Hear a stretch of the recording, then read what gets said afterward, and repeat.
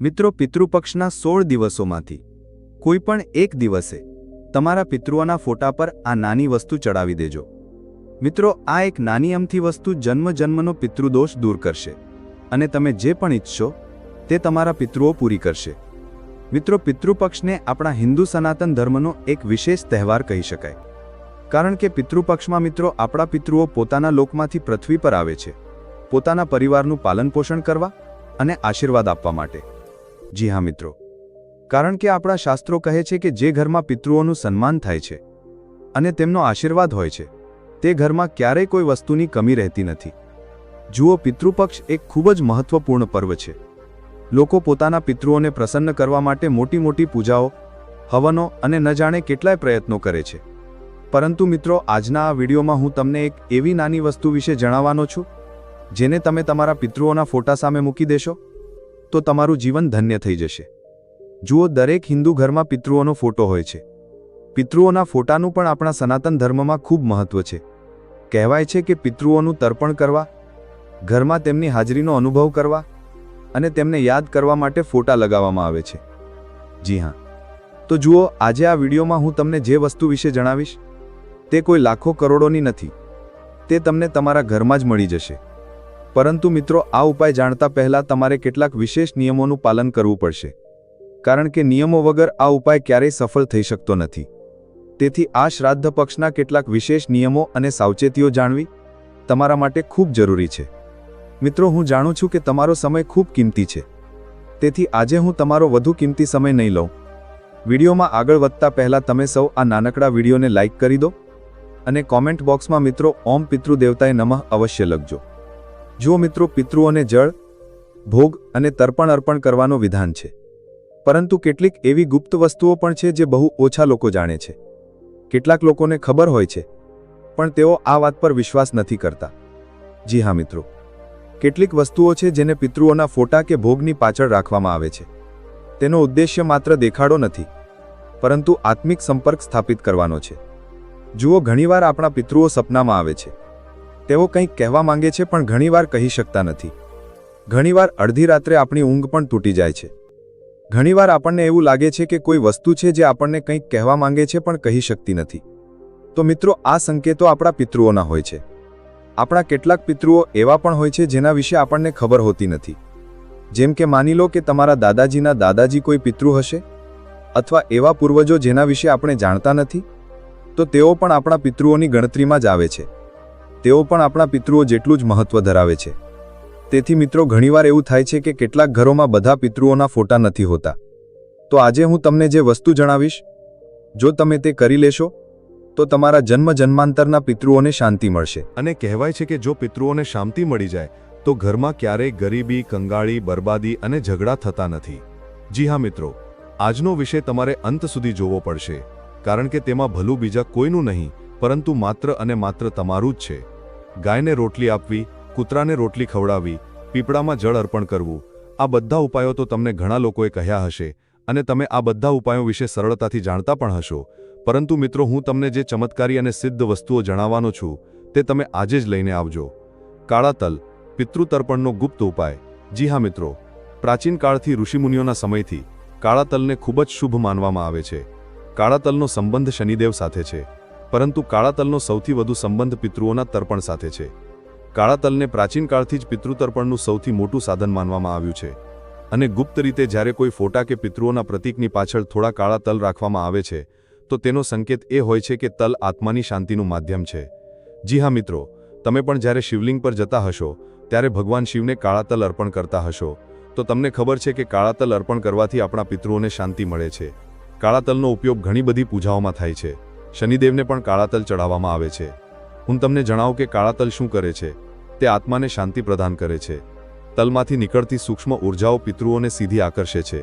અને આપણા શાસ્ત્રોમાં તો એવું પણ કહેવાયું છે કે તેલાનામ પરમ દાનમ નાસ્ત પિતૃપૂજનમ, અર્થાત જો કોઈ માણસ પિતૃઓની પૂજા નથી કરતો, કોઈ માણસને પોતાના ઘર પરિવારના કોઈ પિતૃની તિથિ યાદ નથી કે તે કયા દિવસે સ્વર્ગવાસી થયા હતા કે આ દુનિયા છોડી ગયા હતા, તો જુઓ મિત્રો, મેં તમને જણાવ્યું છે કે આપણા પિતૃઓ ક્યારેક ઘણા જૂના હોય છે. જો કોઈ માણસ આપણા ઘરમાં મૃત્યુ પામે છે તો તે આગળ જઈને આપણો પિતૃ જ કહેવાશે. તો જુઓ, આ તલ પિતૃઓ અને વંશજો વચ્ચે એક અદૃશ્ય પુલ બનાવે છે.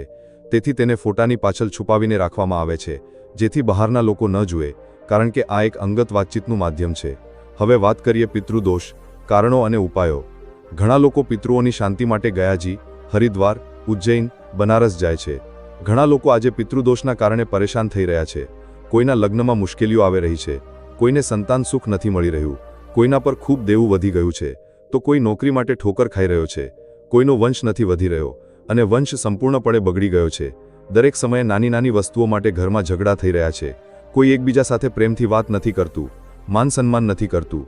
જી હા મિત્રો, જુઓ, આપણા શાસ્ત્રમાં માત્ર એક જ નહીં, પરંતુ એવી ઘણી વસ્તુઓ જણાવવામાં આવી છે જેનો સંબંધ પિતૃદેવ સાથે છે, અને તે પિતૃઓના ફોટાની પાછળ છુપાવવામાં આવે છે, ફોટાની આગળ રાખવામાં આવે છે, ભોગમાં અર્પણ કરવામાં આવે છે. પિતૃપક્ષના 16 દિવસોમાં આપણા પિતૃઓ જે તિથિએ અવસાન પામ્યા હોય છે તે જ તિથિ પિતૃપક્ષની તિથિમાં આવે છે.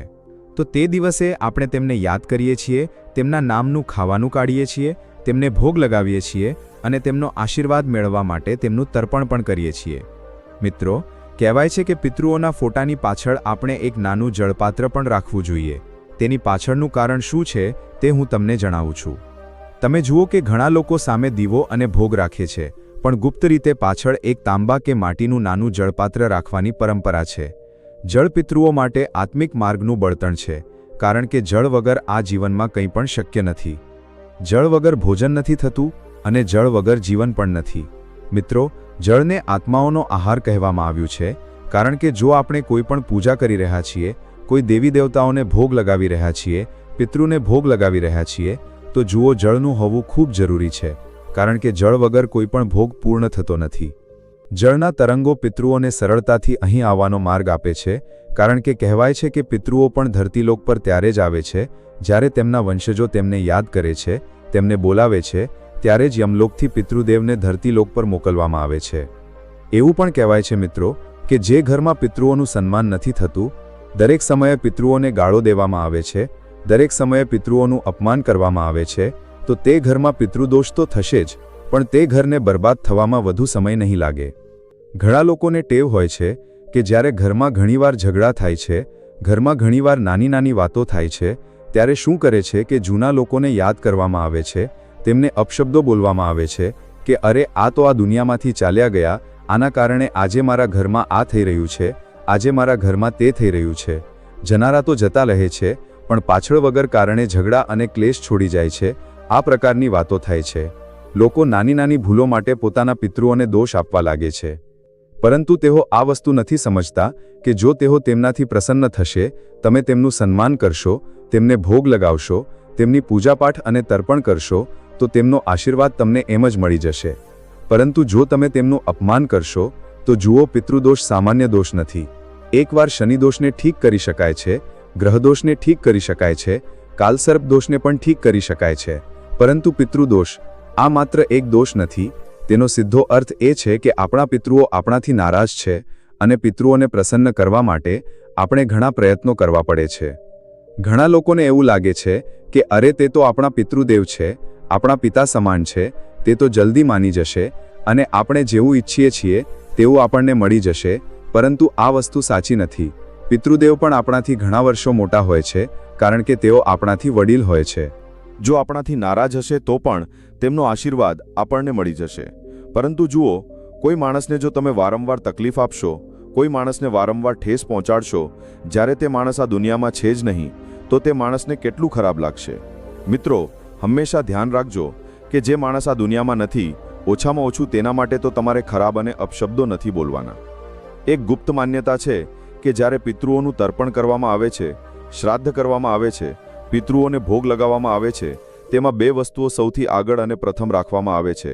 તે છે ચોખા અને ગોળ. જી હા મિત્રો, ચોખા શાંતિ અને પવિત્રતાનું પ્રતીક છે. કોઈ પણ પૂજા હોય, કોઈ પણ ભોગ હોય, તેમાં ભાત અવશ્ય બનાવવામાં આવે છે. કેમ? કારણ કે જુઓ, ચોખાને શાંતિ અને પવિત્રતા માનવામાં આવી છે. ભગવાન શિવના શિવલિંગ પર પણ લોકો ચોખા અર્પણ કરે છે. કોઈ પણ પૂજા હોય, નાનીથી નાની કે મોટીથી મોટી, તો તેમાં ચોખાનો ઉપયોગ જરૂર કરવામાં આવે છે, કારણ કે અક્ષત વગર કોઈ પણ પૂજા અધૂરી માનવામાં આવે છે. અને ગોળ મીઠાશ અને પ્રેમનું પ્રતીક છે. જો મિત્રો, જ્યારે આ વસ્તુઓને ફોટાની પાછળ રાખવામાં આવે છે, તો તે સંકેત હોય છે કે આપણે આપણા પિતૃઓ પાસેથી માત્ર આશીર્વાદ જ નહીં, પરંતુ મધુર સંબંધોની નિરંતરતા પણ ઈચ્છીએ છીએ, કારણ કે જો પિતૃઓ સાથે તમારા સંબંધો મજબૂત હશે, પિતૃઓ સાથે તમારા સંબંધો ખૂબ સારા હશે, તો જુઓ, પિતૃઓ તમને ક્યારેય કોઈ વસ્તુ માટે હેરાન નહીં કરે. દરેક નાનીથી નાની અને દરેક મોટીથી મોટી વસ્તુ તમારા ચરણોમાં લાવીને મૂકી દેશે. તમારે ક્યારે આમ તેમ ભટકવું નહીં પડે, તમારે ક્યારે રડવું નહીં પડે, કારણ કે પિતૃઓ સાથે સંબંધોને મજબૂત બનાવવા ખૂબ જરૂરી છે, કારણ કે તેમના આશીર્વાદ વગર માણસ કંઈ પણ નથી. ઘણા લોકો કુળદેવી દેવતાઓને અને પિતૃદેવતાઓને એક સમાન માને છે, પરંતુ જુઓ, પિતૃદેવતા અલગ હોય છે અને કુળદેવી દેવતા અલગ હોય છે. પિતૃદેવતા કોણ હોય છે? જે આ દુનિયામાં નથી, જે યમલોકમાં પધાર્યા છે, આપણાથી વિખૂટા પડી ગયા છે, હંમેશ માટે દૂર થઈ ગયા છે, તે લોકોને જુઓ, પિતૃદેવ કહેવામાં આવે છે. અને કુળદેવી દેવતા કોણ હોય છે? આપણા જે જૂના લોકો હતા, આપણા જે વડીલો હતા, દાદાજીના પિતાજી કે દાદાજીના દાદાજી, એવા પવિત્ર અને પૂર્વજ લોકો જે આપણા જન્મ પહેલાથી જ કયા દેવતાઓની પૂજા કરતા આવ્યા છે, તો તેઓ જાણે છે કે આપણા કુળદેવી કે આપણા કુળદેવતા કોણ છે. કેટલાક લોકોના કુળદેવતા ભૈરવજી હોય છે, કેટલાક લોકોના કુળદેવતા માતાજી હોય છે. તો જુઓ, પિતૃદેવતા અને કુળદેવતામાં પણ ખૂબ ફરક છે, કારણ કે કુળદેવી દેવતા તો આજે પણ આ પૃથ્વી પર બિરાજમાન છે, જે આપણા ઘરની રક્ષા કરે છે અને આપણા ઘરમાં હંમેશા નિવાસ કરે છે. ઘણીવાર તમે પણ તમારા ઘરમાં તમારા કોઈ કુળદેવી દેવતાનો ફોટો લગાવીને રાખતા જ હશો. ઘણા ઘરોમાં ઘણીવાર એવું જોવા મળ્યું છે કે લોકો કુળદેવી દેવતાના ફોટા રાખે છે, પિતૃદેવના ફોટા રાખે છે. પણ આ સવાલ ઘણા લોકોના મનમાં આવતો જ હશે કે શું પિતૃદેવ અને કુળદેવ સમાન છે? પરંતુ આ બંને અલગ અલગ છે, કારણ કે પિતૃદેવ તો દુનિયામાં નથી, પણ તેમનો એક અંશ આપણી સાથે આજે પણ મોજૂદ છે. અને આપણને આ અહેસાસ કરાવે છે કે પિતૃઓ આપણાથી નારાજ છે કે પિતૃઓ આપણાથી પ્રસન્ન છે. અને કુળદેવી દેવતા તો અલગ વસ્તુ છે. સાથે જ મિત્રો જુઓ, પિતૃપક્ષ ફક્ત પૂજાપાઠનો પર્વ નથી, પિતૃપક્ષ ફક્ત પિતૃઓને શાંતિ આપવાનો પર્વ નથી, પરંતુ આપણા અને આપણા પૂર્વજો વચ્ચે સંવાદનું માધ્યમ છે. પિતૃપક્ષમાં ઘણા પિતૃઓ પોતાના વંશજોને સપના પણ આપે છે, પોતાના વંશજોને સંકેત પણ આપે છે. ફોટા કે ભોગની પાછળ રાખવામાં આવેલ તલ, ધૂપ, જળ, ગોળ, ચોખા, લવિંગ અને સફેદ ફૂલ, આ બધું દેખાડા માટે નહીં, પરંતુ આત્મિક પુલ બનાવવા માટે હોય છે. જ્યારે આપણે આ ગુપ્ત વસ્તુઓને શ્રદ્ધાથી રાખીએ છીએ, તો આપણા અને પિતૃઓ વચ્ચે એક આત્મિક બંધન સુદૃઢ થાય છે, અને આ બંધન આપણા જીવનમાં શાંતિ અને સમૃદ્ધિનું રક્ષણ લાવે છે. મિત્રો જુઓ, પિતૃઓને ગુપ્ત વસ્તુ ચઢાવવાનું રહસ્ય કેમ છે? પ્રશ્ન એ થાય છે કે આ વસ્તુઓ ખુલ્લી જગ્યામાં કેમ નહીં રાખવી જોઈએ? કારણ એ છે કે પિતૃપૂજા પ્રદર્શન માટે નથી હોતી. જ્યારે કોઈ વસ્તુ ફોટાની પાછળ રાખવામાં આવે છે, તો તેમાં ના દેખાડો હોય છે, ના અહંકાર હોય છે. તેમાં ફક્ત આત્મિક સુકૂન અને આધ્યાત્મિક પ્રેમ હોય છે. આ સંપૂર્ણપણે આત્મિક અને ગુપ્ત ભક્તિ છે. તેને લોકોને ન બતાવવી જોઈએ. ઘણા લોકો શું કરે છે કે પિતૃઓના નામે મોટા મોટા પૂજાપાઠના આયોજન કરાવે છે, કથાઓનું આયોજન કરાવે છે. પિતૃઓ ક્યારેય દેખાડાથી પ્રસન્ન નહીં થાય. પિતૃઓ પ્રસન્ન થશે તમારા મન દ્વારા કરવામાં આવેલા પાપોની માફી માંગવાથી. જુઓ, પિતૃઓને ક્યારેય આપણે નીચા દેખાડવાનો પ્રયાસ નહીં કરવો જોઈએ. પિતૃઓને હંમેશા સૌથી ઉપર રાખવા જોઈએ. અને આપ સૌને જણાવી દઈએ કે પિતૃઓનો આત્મિક સંબંધ કેવી રીતે છે. જ્યારે કોઈ વંશજ શ્રદ્ધાથી કોઈ વસ્તુને પિતૃઓને અર્પણ કરે છે, તો તે વસ્તુમાંથી નીકળતા તરંગો સૂક્ષ્મ લોક સુધી જાય છે, અને પિતૃપક્ષના સમયે આત્માઓનો માર્ગ ખુલ્લો હોય છે. આત્માઓ ધરતી પર આવે છે અને ધરતી પરથી પાછી જાય છે. તેથી તેઓ આ તરંગોને તરત ગ્રહણ કરે છે. અને ફોટાની પાછળ છુપાવીને વસ્તુ રાખવાનો અર્થ એ છે કે આ અર્પણ દેખાડા માટે નહીં, પરંતુ ઊંડાણપૂર્વક આત્મિક સંવાદ માટે છે.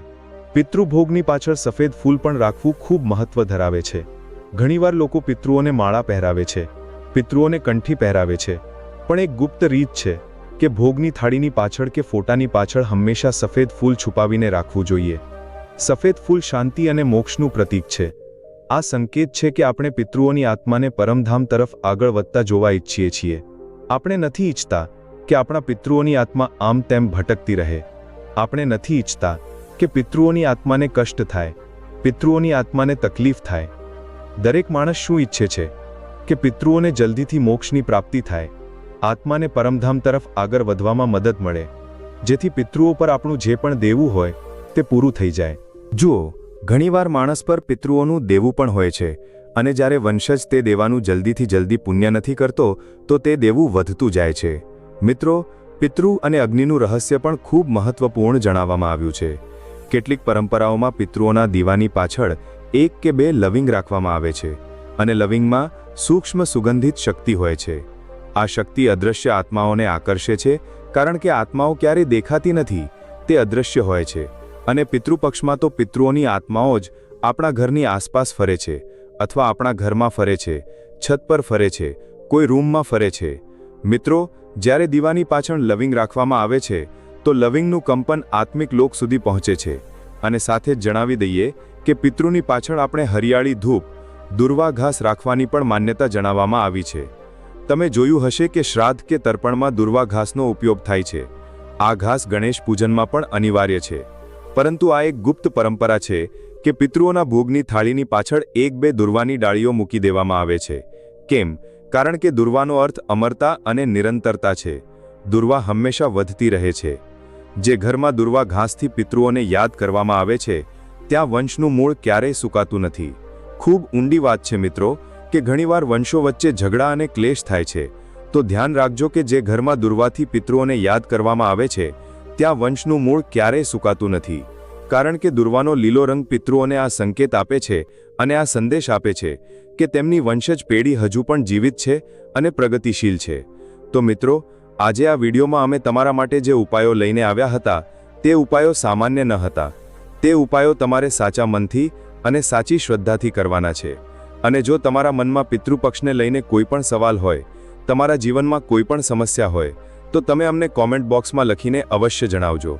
અમે તમારી બધી સમસ્યાઓનું સમાધાન જલ્દીથી જલ્દી કરીશું અને તમારા જીવનમાં ક્યારેય કોઈ વસ્તુની તકલીફ નહીં થાય. તો આશા રાખું છું કે તમને સૌને આ વિડીયો ખૂબ પસંદ આવ્યો હશે. હવે તમે સૌ આ નાના વિડીયોને લાઇક કરી દો અને કોમેન્ટ બોક્સમાં ઓમ પિતૃદેવતાએ નમઃ અવશ્ય લખી લેજો. અને જો તમે હજુ સુધી અમારી ચેનલને સબસ્ક્રાઇબ નથી કરી તો તમે સૌ અમારી ચેનલને સબસ્ક્રાઇબ કરીને અમારી સાથે અત્યારે જ જોડાઈ જજો. જય શ્રી કૃષ્ણ. ધન્યવાદ.